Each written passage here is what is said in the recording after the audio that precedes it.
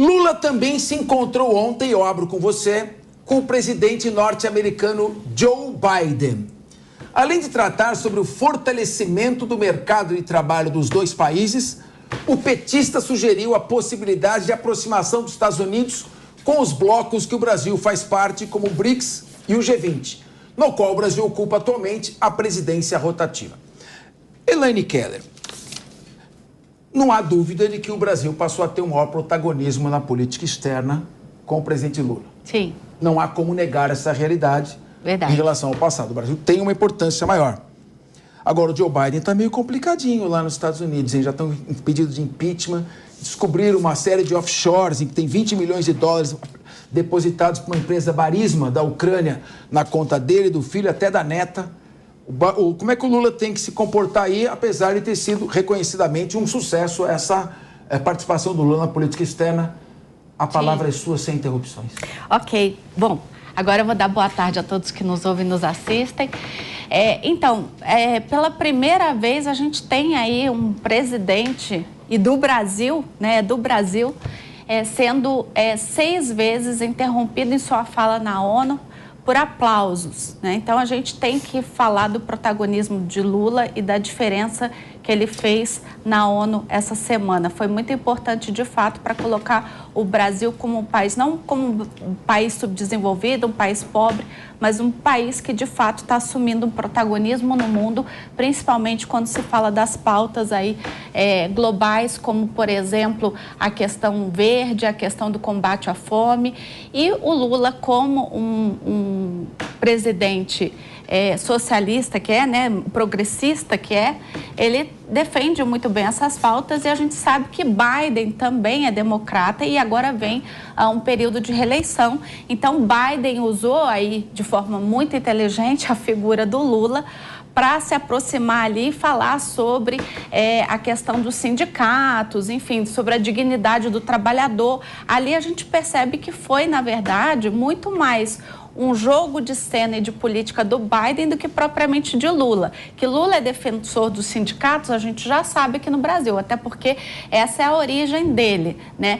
Tenho lá minhas críticas quando o Lula fala sobre sindicalismo, porque eu acho que ele precisa só modernizar um pouco esta fala, né? Porque a gente não vive mais o Brasil do primeiro mandato, né, de Lula. A gente agora tem um país totalmente digital, né, onde você tem ali plataformas digitais oferecendo emprego. Então a gente tem a questão da uberização, que precisa ser enfrentada dentro da sua complexidade, discutida dentro da sua complexidade e não tratada com as leis trabalhistas do passado, arcaicas, e nem com o método de sindicalismo do passado. Então essa é uma pequena crítica que eu faço a Lula. Acho que ele precisa só modernizar o tom dele com relação aos sindicatos.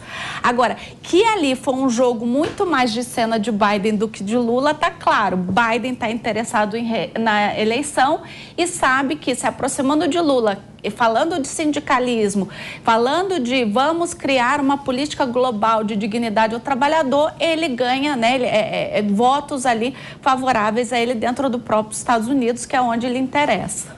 Daniel José, interessa ao Biden essa aproximação com o Lula, e como você acha que essa pauta dos direitos trabalhistas pode ser apropriada nos Estados Unidos? Você vê que os Estados Unidos está numa pré-recessão, tem inflação em alta. Sim. Como é que fica essa questão? Bom, em primeiro lugar, assim, eu não enxergo como o trabalho que tem sido feito em termos de política externa por parte do presidente Lula como um sucesso internacional. O que eu vi nos últimos anos foi um presidente que, no final de contas, o presidente Bolsonaro, que não se dedicou ou que não, de fato, investiu muita energia em colocar o Brasil no mapa, e, portanto, a gente perdeu espaço. Então, eu acho que muito mais do que mérito do Lula de estar no cenário internacional, apesar de estar viajando, inclusive, até demais, deixando problemas muito sérios internos não serem resolvidos, o problema foi que a gestão anterior não conseguiu, ou talvez não enxergou isso como uma prioridade, e acabou deixando ali com que o Brasil perdesse espaço no cenário internacional. A visão do que o Lula tenta levar adiante como política externa, no meu ponto de vista, é muito como diversas coisas que o Lula tem feito, é muito engessada no tempo. Mais uma vez, ele vai querer ir atrás dos mesmos lugares, do assento fixo no Conselho de Segurança da ONU, ele vai querer aqueles mesmos espaços, talvez até de uma forma que, no final de contas, não agregue tanto para o Brasil como poderia.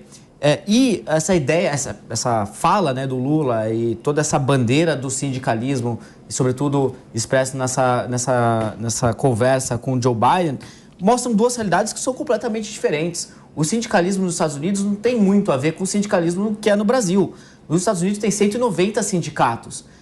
A operacionalização, a forma como eles funcionam é completamente diferente de como é aqui. No Brasil, só de sindicatos de trabalhadores não patronais, o Brasil tem 16.500 sindicatos. A reforma trabalhista feita no governo Temer teve como um dos pontos, uma das maiores vitórias, a extinção do imposto sindical obrigatório, que no final de contas acabou zerando toda essa indústria que existia de sindicatos no Brasil. As arrecadações dos sindicatos nos últimos anos, desde que a reforma trabalhista aconteceu, caíram em 97%. Ou seja, a imensa maioria dos trabalhadores brasileiros não enxergam o sindicato como as estruturas atuais sindicalistas como devidamente preparadas para defender os seus interesses.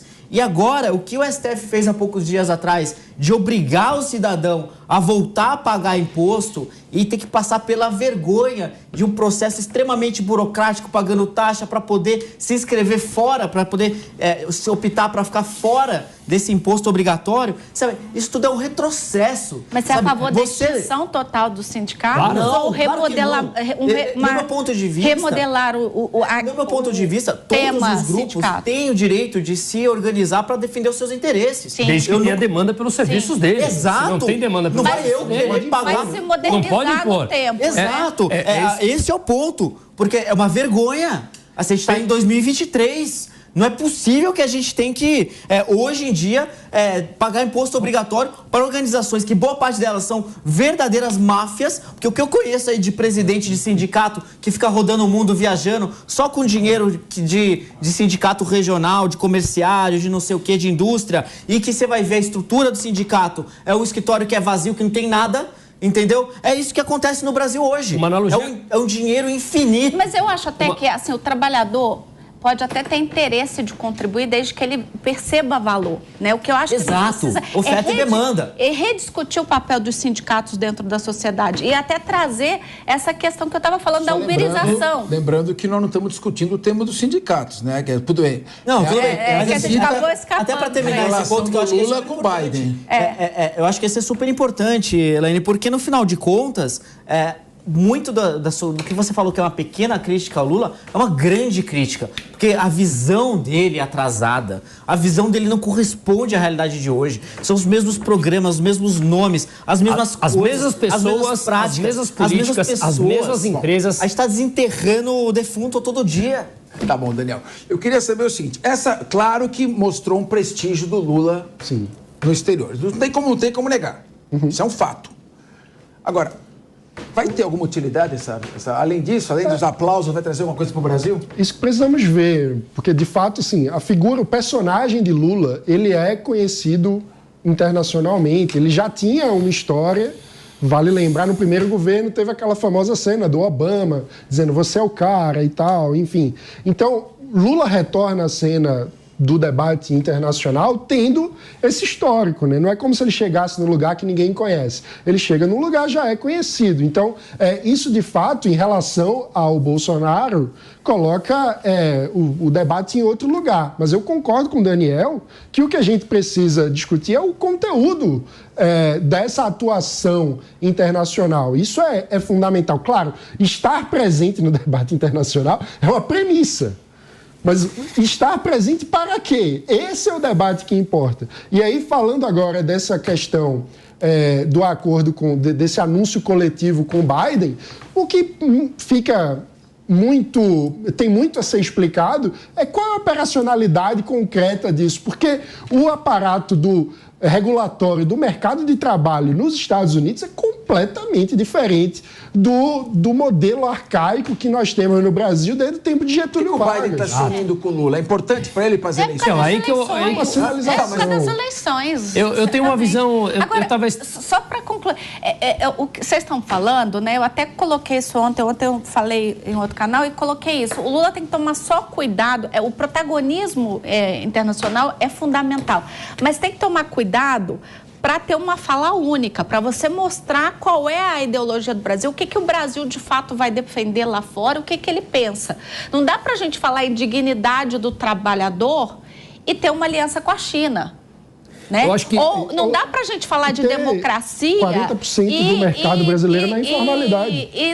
E demorar tanto tempo para defender Zelensky, ainda que ele não queira dar arma para Zelensky. Não estou dizendo que o Brasil tem que dar, não acho mesmo. A gente sempre foi um país conhecido como pacífico e deve assim se manter. Mas essa coisa de essa demora que teve e agora conversar com Zelensky, eu também não entendi muito o motivo. Então eu acho que o Brasil só precisa coordenar essa postura, quem nós vamos querer ser no exterior de fato? Nós vamos querer fortalecer os BRICS? Né? Não dá para a gente falar de BRICS e incluir os Estados Unidos. Sim, mas quer dizer, uma coisa, a China é a principal parceira comercial do Brasil. Ok, mas você só tem que tomar cuidado com o tom que você leva ou as bandeiras que você levanta, como você vai fazer isso, para você não ficar... O Lula está falando... Não, mas o Lula está falando em multipolaridade. Multipolaridade. Isso interessa para o Biden?